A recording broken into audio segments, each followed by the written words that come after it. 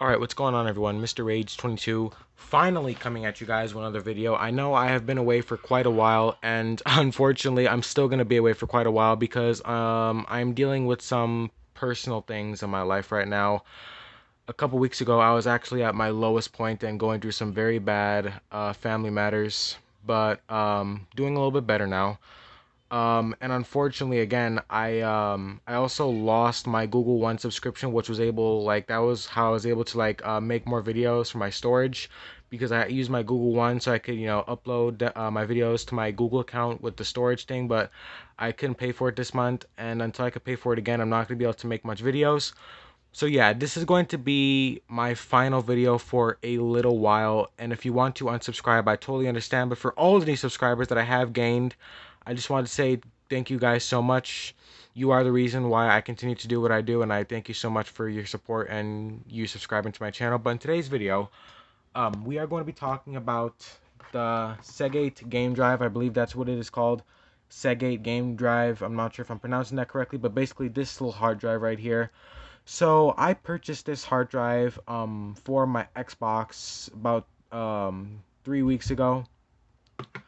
And unfortunately, I'm having a bit of some serious issues with it.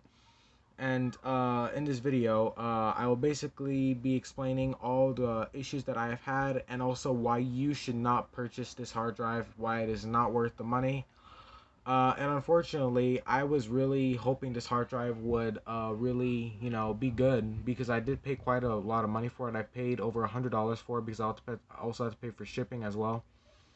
Shipping wasn't that much, but whatever. But anyways, this hard drive cost about $100. I was able to get it for 98, but with tax and everything, it did come up to 100. But this thing is actually expensive on other sites. I was actually able to get this off of eBay. It was brand new, so yeah, brand new.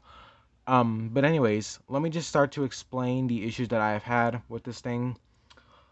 So the first issue that I've had is this thing is like disconnecting from my Xbox as it's plugged in. Like the lights on, the lights blinking, everything, it's all fine, but then it'll like disconnect and then it'll reconnect like a second after.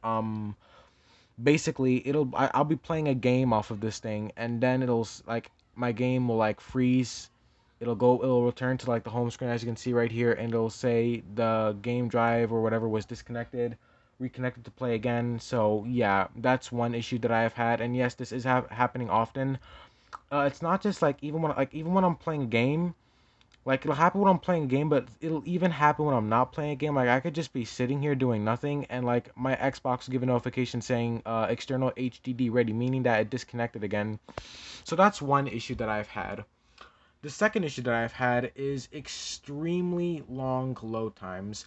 Now, I know that hard drives do take longer to load games, and the first thing I thought is, since I have been using my Xbox Series X's eternal SSD, and as you know, an SSD is like way faster, and since I've also been playing lots of Xbox One games on my Series X, and as you know, Xbox One games load way faster, I thought I was just like spoiled by the SSD. I only realized there was a problem when the game that I was trying to load took 5 minutes, and it actually did not even load. I sat there waiting for a good 5 minutes, and since I was curious, I decided to see just how long this thing was just gonna stay like that on like the game's loading screen. So I left. I came back 4 minutes later, and the game was still loading on this hard drive. I had to restart my game twice in order for it to actually work, because the second time it did eventually load, but it took like an extra 3 minutes than usual. And I have had an Xbox One, so I know that games do not take 8 minutes to load. And besides, I'm pretty sure it was not going to load because it sat there for a good 8 minutes. I had to restart the game. And then when I tried to play it again, it stood there for about 4.5 minutes, I think. I think like 4.5 minutes. I'm not entirely sure. But yeah, that's another issue that I've had. And not only that, but that was on the game's load screens. I've had other times where I tried to launch a game and it sat on the game's like launch screen for like, I think like maybe 3.5 minutes, which is again obviously not normal. it didn't give me an error code or anything, because I know that like when a game on Xbox does not load up immediately, it'll say this game took too long to launch or something. But no, it didn't do that. It just took an extremely long time for the game to actually launch. Now, the third and final issue that I've had is I was playing GTA 5 yesterday. I was driving around and my game's frame rate just like took a huge dive. And I know that GTA 5 on a hard drive, like it might have problems. I'm not sure if it's because of the hard drive or like the console. I'm not entirely sure, which is why I actually don't think it was the console. But basically, like the game's frame rate just took like a huge dive. I was driving and the game started playing at like 15 frames per second. Like it was just like the frames just took a huge dive, and it stood like that for about 2 minutes.